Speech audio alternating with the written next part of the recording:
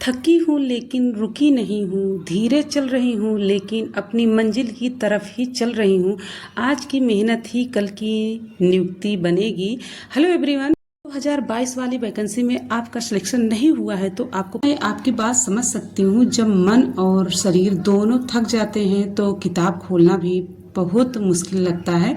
लेकिन एक बात याद रखिए, थकान का मतलब यह नहीं कि आप तैयारी नहीं कर सकती। इसका मतलब सिर्फ इतना है कि आपको तैयारी का तरीका बदलना होगा। आपने पहले बताया था कि आप पढ़ाई के साथ दूसरी जिम्मेदारियां भी निभाती हैं, इसलिए खुद की तुलना उन लोगों से मत करिए जो पूरे दिन सिर्फ पढ़ते हैं, क्योंकि आपकी बहुत सारी जिम्मेदारियां हैं। तो अब यूपी टीजीटी की तैयारी कैसे शुरू करना है, तो आप इस तरीके से अब शुरू करिए। पहला है कि आज से आप पहले नई शुरुआत करिए। यह बात सोचिए कि बहुत देर हो गई, सोचिए आज से जितना हो सकता है उतना शुरू करती हूँ। छोटे लक्ष्य बनाइए। यह मत कहिए कि पूरा सिलेबस खत्म करना है, बस कहिए कि आज एक टॉपिक पढ़ूंगी, 20-30 प्रश्न हल करूंगी, 15 मिनट रिवीजन करूंगी। छोटे लक्ष्य पूरे होंगे तो आत्मविश्वास वापस आएगा। अगर आप बड़ा टारगेट बना लेंगी कि हम आज 8 घंटे पढ़ेंगे, तो आज तो आपने 8 घंटे पढ़ लिया है, लेकिन कल आप फिर नहीं कर पाओगे तो फिर मन उदास हो जाएगा। तो आप अपना पहले छोटा लक्ष्य बनाइए कि हम इतना ही पढ़ेंगे। रोज सरल और एक छोटा रूटीन बनाइए। सरल रूटीन आप बनाइए। सुबह 1 से 1.5 घंटे पढ़िए, आप नया टॉपिक पढ़िए। दोपहर में या शाम को 1 घंटा MCQ करिए और रात में 30 मिनट का आप रिवीजन करिए। इतना ही करिए आप, ठीक है। एक दिन में आप अपना इस तरीके का एक दिन का रूटीन आप बना के रखिए। देखिए, ज़्यादा अगर आप सोचेंगी तो ज़्यादा परेशान होंगे, ठीक है। अगर किसी दिन सिर्फ 2 घंटे ही पढ़ पाएँ तब भी पढ़िए। पढ़ाई का सिलसिला मत टूटने दीजिए और कमज़ोर विषय से मत भागिए। जिस विषय से डर लगता है उसी को रोज़ 20-30 मिनट दीजिए। धीरे धीरे वही आसान लगने लगेगा। और हर रविवार को टेस्ट दीजिए, चाहे 50 प्रश्नों का ही टेस्ट हो। इससे पता चलेगा कि कहाँ सुधार करना है। और खुद पर भरोसा रखिए। किसी भी चयन की शुरुआत एक छोटे कदम से होती है। रोज़ थोड़ा थोड़ा पढ़ने वाला विद्यार्थी भी सफल होता है।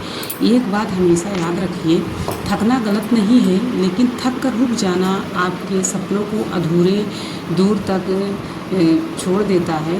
थोड़ा आराम कीजिए, फिर दोबारा उठिए और छोटी छोटी मेहनत ही बड़ी सफलता दिलाएगी।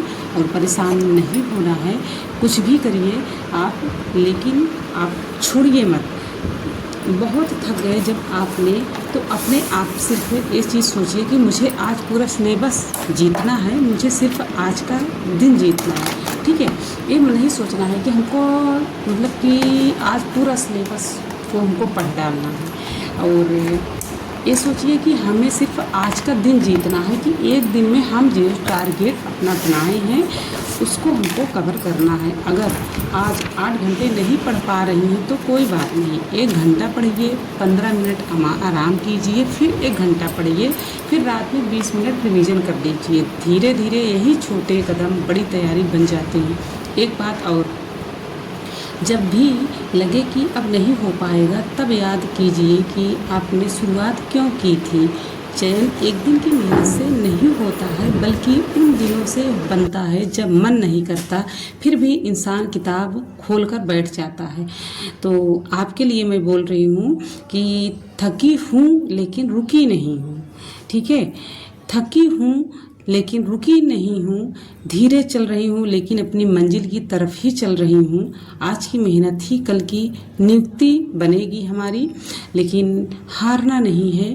हार जाओ तो समझो आपने अपने लाइफ से बहुत दूर चले गए हो। आपने सपने देखे थे, हाँ, लेकिन बहुत सारी जिम्मेदारियों के साथ भी देखे थे आप। आपको सिर्फ पढ़ना ही तो अकेले नहीं है, आपको बहुत सारी जिम्मेदारियां हैं, उसको लेके चलना है और चल भी रहे हो आप। तो आपसे ज़्यादा बेटर कौन हो सकता है, आपसे बड़ा कोई नहीं हो सकता है, क्योंकि आपने अपने परिवार को भी देख रहे हो, अपने साथ साथ अपने बच्चों को भी देख रहे हो, अपनी फैमिली को भी देख रहे हो। सबको लेके चलना बहुत बड़ी बात होती है, ठीक है। क्योंकि हम लोग बहुत सारे लोगों को देखते हैं कि बहुत अच्छे से वो लोग पढ़ रही हैं, अपनी तैयारी अच्छे से कर रही हैं, तो हो सकता है कि उनके लाइफ में बहुत सारी चीज़ें अच्छी चल रही हों, उनको टाइम भी अच्छा मिल रहा हो, लाइब्रेरी जाने का भी उन्हें टाइम मिल रहा हो। हम आपको नहीं मिल रहा है, तो हमको जो भी टाइम मिल रहा है उतने में ही संतुष्ट रहना है, बहुत परेशान नहीं होना है। और परेशान भी होंगे तो भी नहीं कर सकते हैं, क्योंकि जो टाइम आपको मिल रहा है वही मिलेगा। जब परेशान भी हो जाएंगे तो जो टाइम आपको मिला है उसको भी अच्छे से यूटिलाइज नहीं कर पाएंगे, क्योंकि जब आप पढ़ने बैठेंगे तो आपके दिमाग में फिर वही सारी चीज़ें चलने लगेगी। तो इससे अच्छा है कि आप अपना इधर उधर मत सोचिए और अपनी पढ़ाई करिए, फिर से उठिए, फिर से भागिए। जो टूट जाते हैं एक बार वही निखरते हैं।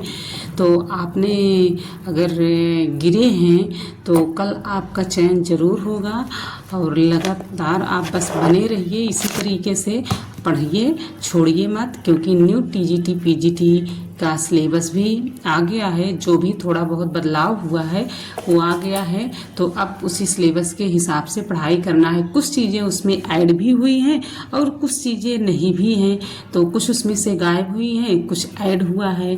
तो सिलेबस तो आ गया है न्यू टीजीटी पीजीटी का, और इसका एग्ज़ाम शायद दिसंबर में भी हो, तो बहुत टाइम नहीं है। क्योंकि है तो दिखता है कि इतना ही टॉपिक है, लेकिन पढ़ना बहुत है, उसमें सिलेबस बहुत होते हैं।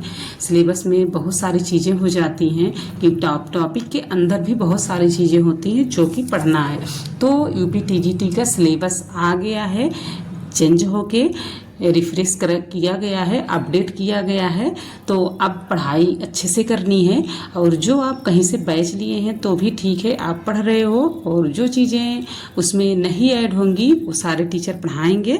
धैर्य रखिए, सब सारी चीज़ें अच्छी हो जाएंगी। तो यहाँ पे मैं पढ़ाई करने के बाद बैठ गई हूँ, फिर से मैं चाय बना के पीने। और